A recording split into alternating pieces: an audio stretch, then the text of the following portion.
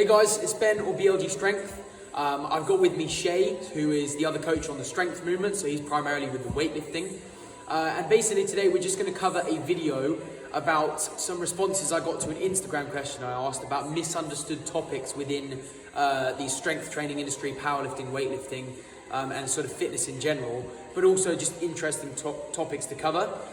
So I thought I'd talk through a few with Shea because they link quite highly. He's qualified in S&C, so knows a few bits in detail and a bit more than I do on some areas, and I obviously know some more stuff about like the powerlifting side than he will do. So we got a few interesting responses, the first of which being, we've listed them out here, so the first of which being recovery, which I think is a really interesting one to cover anyway, because a lot of people underlook their recovery firstly, and also don't do enough towards it, and then it ends up affecting their training massively. So the fundamentals of your recovery are obviously going to be your sleep, your food, and your water. Those are the three basics. And I think once you've covered those, you're going to put yourself in a really good position to have productive training sessions and training weeks, which is going to lead to faster and better results overall. I don't know if you have anything to add to that in terms of sort of recovery. No, I'd agree. Sleep hygiene is probably overlooked the most. You know, having a required amount of sleep that you get, and if you can't get the required amount of sleep, an actual like nighttime routine, you have it when you're children, and actually if you're an adult, it's very important to have like a routine going to bed. Okay, getting good quality sleep really affects your training and really affects your life. Okay, your lifestyle of what you're doing. Yeah, I think that there's a lot of truth to that, and that's a lot of people could start looking into that and make a really good start on it. The next topic was potentiation. So I think that's specifically it was asked potentiation for muscles, which is basically sort of pre-activation for muscles. So it's how you potentiate them for their exercise, how you can get your muscles ready to transfer force into what you're doing. So whether that be sprinting, putting force into the bar and lifting weights and stuff like that. So I think it is a misunderstood topic in terms of people might try and sort of take muscular potentiation too far and almost do stuff that essentially waste time in their training, trying to get this potentiation effect, and then end up spending too much time on that rather than their actual main movements that they should be spending time on. So there's obviously PAP, which is post-activation potentiation, which is basically doing something before a main movement to make it feel a little bit easier and basically fire more muscle fibers into the movement. But as I said, it could end up being sort of a waste of their time if they're focusing too much on that. Definitely, it can sometimes be looked too much into. Like a couple of squat jumps could be beneficial to a squat. Yeah. However, you could go too far with that. I looking at it in two ways. That you've actually got pre-activation or you've got potentiation. Potentiation usually sticks to those kind of explosive movements or a strength-based movement affecting the explosive movement. Yeah. Whereas an activation might be more better for someone who struggles with getting the correct muscle groups to switch on or be active to do the movement. Okay, so there's different variations you could look at. Yeah, absolutely. The next topic is thoracic spine issues for lifting. So I think it was something about continuing lifting with thoracic spine issues. So I'm guessing what that means is if you're getting pain in your thoracic spine, then that's something maybe to be looked into by professionals, so either a physio or a sports therapist or something like that. But also just making sure that you are still doing some training, but just loading pain-free movements. So it might be worth staying off like squats and deadlifts for a while and just modifying around that. But if you're talking about sort of thoracic spine mobility, I mean, that's key for both styles of training, isn't it? So staying on top of your thoracic spine mobility is going to be key in ensuring sort of a healthy back, preventing any tightness and dysfunctional movement patterns you can get through having a very tight thoracic spine, which is basically the whole region of your upper back leading into your neck. So just focusing on your mobility for that sort of every session would massively help you, I think, and make a difference to your training. No, I think you've covered most of it there, and I think basically if you have got a thoracic mobility issue, you start in a weightlifting. We see a lot. What can happen is the lumbar will start to take a lot of strain instead, and people will feel like they're doing thoracic kind of extension, but actually be using their lumbar and maybe get an excessive anterior tilt to try and feel like they're doing that. You can train with it. It's just like you said, you take a back step or you feel those positions and actually think about your positioning more rather than weightlifting. Leave the, it's a common phrase, leave the ego away. Yeah. Think about what you're trying to work on. have that cue, have that thought before your training. And obviously try and avoid the compensation effect from your other muscles, or taking the load or the movement pattern that the thoracic spine really should be the base of, or the staple of. Cool. The next topic we got was about progressive overload, which I think definitely is misunderstood within the industry. It's almost like one of those commonalities where someone is only thinks that the weight on the bar and adding weight to the bar is the only method of progressive overload, when in fact that really couldn't be further from the truth, could it? So much more someone could be doing. You can look at density. Okay, so that could be like number of days trained. Okay, you can look at frequency of what you're doing, so sets and reps. Yeah. You can look at rest times. Increasing rest times or decreasing rest times is going to have a massive effect on your intensity. Tempo, control. So many. Single limb, double limb, all these things are going to overload the body. Okay, so many different aspects you can look at. So I guess what we're saying there is that there's a lot of other variables to progressive overload than just adding weight to the bar. That is a key driver of hypertrophy and gaining strength, and getting good in movement patterns. But progressive overload is not just chucking weight on the bar and going as heavy as you can go week after week in the desperate hope of, losing progress or something like that. That isn't necessarily the best way forward. There's a lot of other things you can do, and that just comes with a little bit of research. Individual research, I think that helps massively. Knowing your own body. Some people absolutely. will be able to lift weight, increase weight session by session. Others it will take a bit longer. So you could look at rest times more. You could look at the frequency of what you're doing. Absolutely. It will affect what you're doing. Yeah. Next one we got was leg drive in the bench press. So obviously I'll answer that because not too much bench pressing and weightlifting. So I did do a video on this fairly recently, and basically the main points that I had in that video were about sort of holding tension throughout the entire movement. So when you think of bench press, you want to think of it as a full body movement rather than just your upper body. So what I like to think about in terms of leg drive is sort of just constant tension throughout the legs. So really driving them out into the floor, keeping contact with the feet and thinking about pushing yourself back into the bench. That's a good way to transfer force into the bar.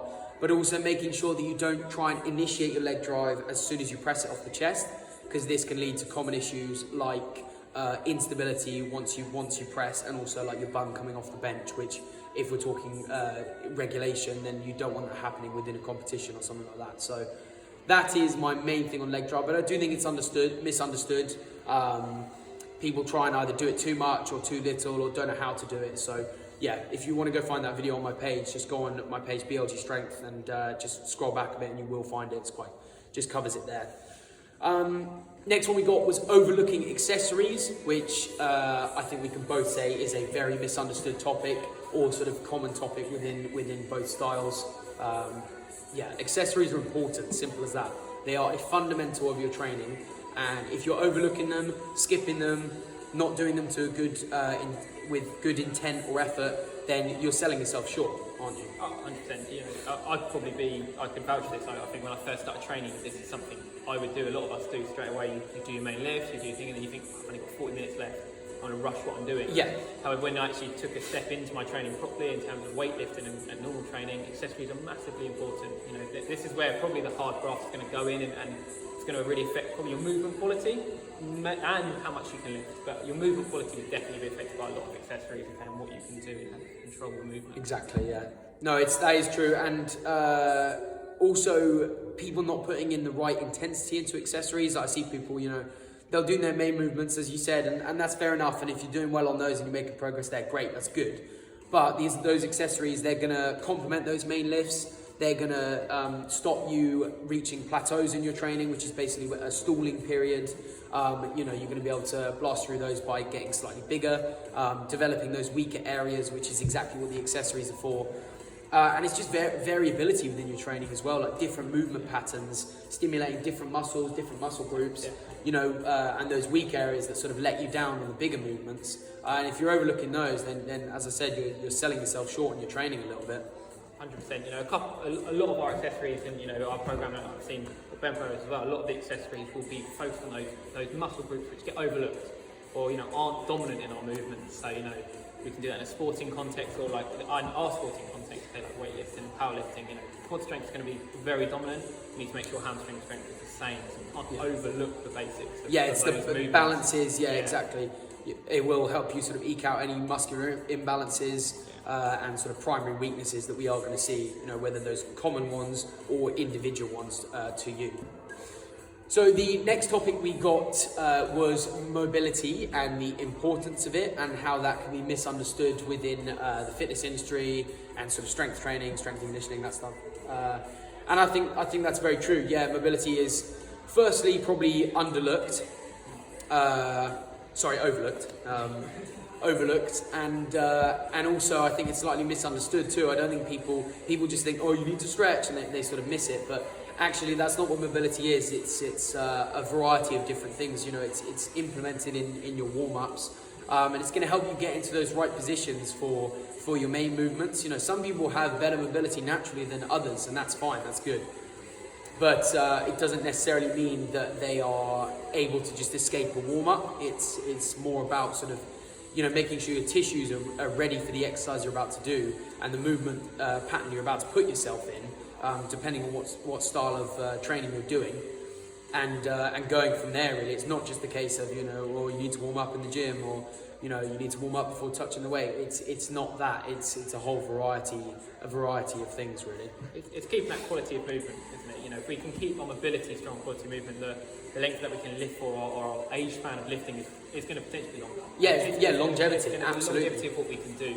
In weightlifting, mobility is massively important. Go search any kind of gold medal.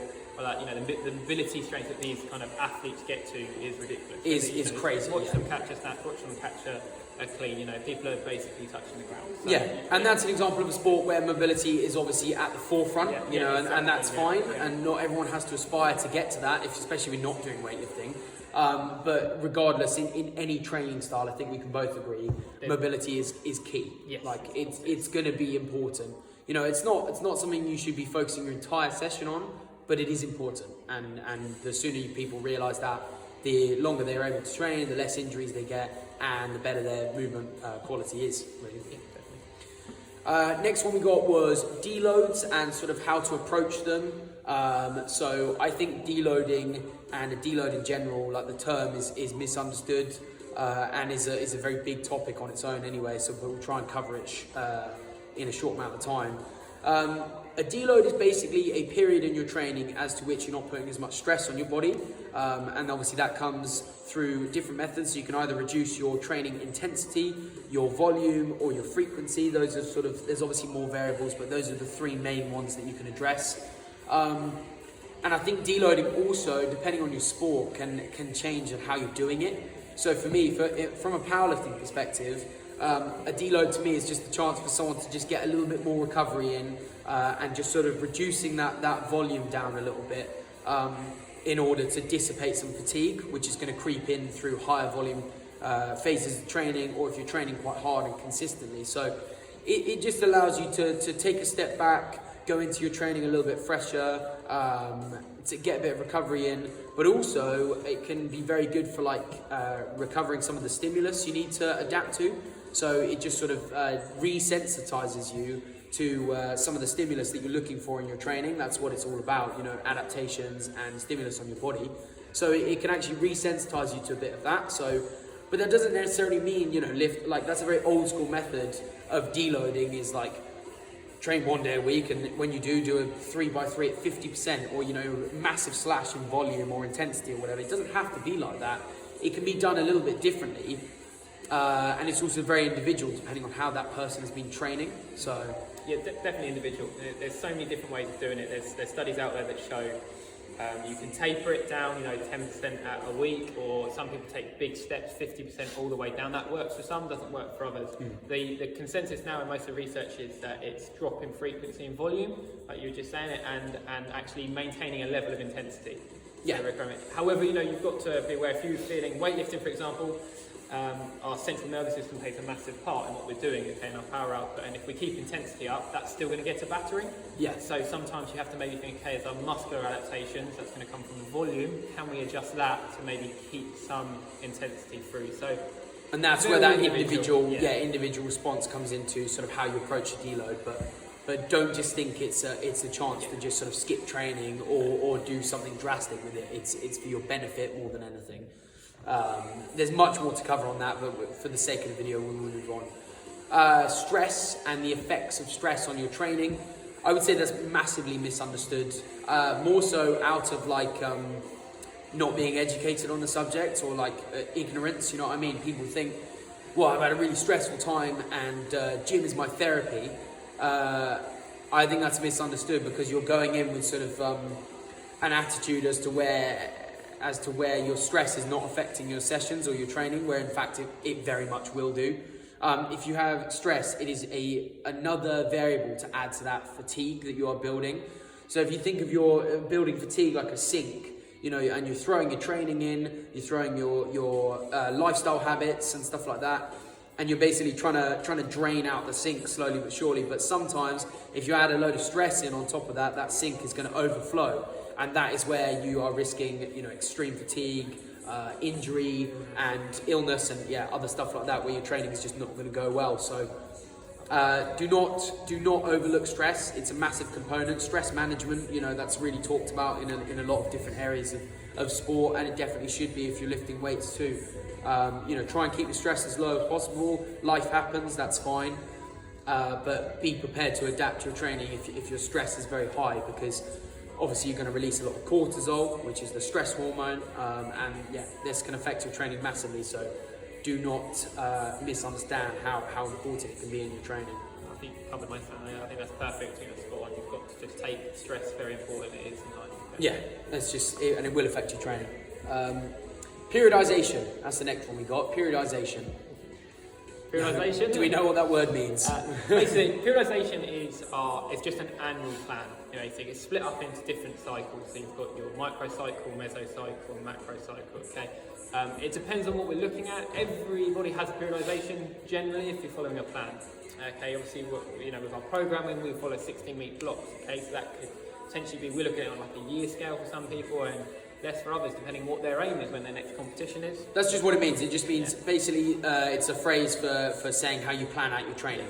But a lot of people seem to make it really complicated and want to sort of throw the term around without really knowing what it means or what it holds for your training. So it's just a way of planning it out. It's a way of planning. It's a fancy word for an annual plan. Yeah. Or a plan. And then there's different periodization models that people follow. So some of them are more old school, and then some of them have come out more recently. It's got, you know, a lot of research behind it, or not so much research behind it, and that's where it gets a little bit confusing. So obviously a really basic one is linear periodization, which basically means slow, progressive, steady increases on whatever you're doing, whether it's powerlifting, weightlifting. The numbers within that slow, steady increases throughout your periodization model, and you go from there. So that's like the most simple one. Then you've got other things like undulating periodization, wave loading, you know, and stuff like that. But that's probably a topic for another video. But just know that periodization is just a way of saying how you plan out your training, and that it is important. You need to have goals in mind for different blocks of training, different phases, and what you're trying to accomplish throughout those. And you cannot go at 100% all the time. You cannot constantly be in a heavy phase. You cannot constantly be in a building phase. If you want to make progress, you've got to have some structure and goals for your periodization in mind. And as simple as that. Cool. Next topic is volume and intensity. So that's those two main training variables. Volume is basically just standing for the amount of work you're doing, or sort of workload, and intensity is another phrase for the weight that's on the bar or the number that's on the bar.